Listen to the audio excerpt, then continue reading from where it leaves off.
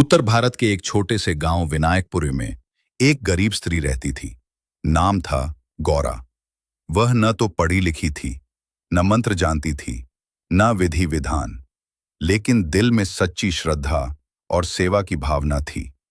वो रोज सुबह उठती, घर के बाहर तुलसी को पानी देती, चूल्हे पर खाना बनाती और अपने हिस्से से पहली रोटी गाय के लिए और थोड़ी खिचड़ी गांव की बूढ़ी विधवा को दे आती।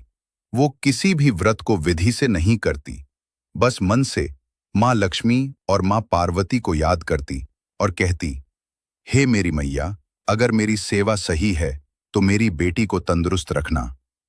उसकी एक 5 साल की बेटी थी, बहुत बीमार, चल भी नहीं पाती थी। डॉक्टर ने जवाब दे दिया था।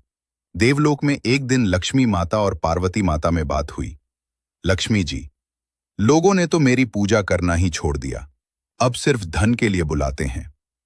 पार्वती माँ, और मेरी पूजा भी केवल डर से होती है, प्रेम से नहीं। इसी दौरान नारद मुनि प्रकट हुए और बोले, धरती पर एक स्त्री है गौरा, जो किसी नियम से नहीं, सिर्फ प्रेम से पूजा करती है। लक्ष्मी और पार्वती को विश्वास नहीं हुआ। उन्होंने एक योजना बनाई। एक दिन वे दोनों वृद्ध और अपाहिज स्त्रियों के रूप में गौरा के दरवाजे पर आईं। गौरा ने बिना कुछ पूछे दोनों को अंदर बुलाया, अपने हिस्से की खिचड़ी गर्म करके खिलाई और चप्पलें अपने हाथ से साफ की। रात में दोनों वृद्धाएं सोने लगी तो गौरा ने अपनी बेटी को अलग बिछा दिया और खुद जमीन पर सोई ताकि मेहमान आराम से सो सकें। उस रात आधी रात को गौरा की झोंपड़ी में दिव्य प्रकाश फैला। जब वह उठी तो देखा सामने लक्ष्मी माता और पार्वती माता अपने दिव्य रूप में थी। पार्वती माँ ने गौरा की बेटी को उठाया और कहा, तेरी ममता ने हमें जीत लिया, ये बच्ची अब कभी बीमार नहीं पड़ेगी। लक्ष्मी माता ने कहा, और तेरे आंगन से कभी अन्न नहीं घटेगा, क्योंकि तुझे धन की नहीं सेवा की चिंता है।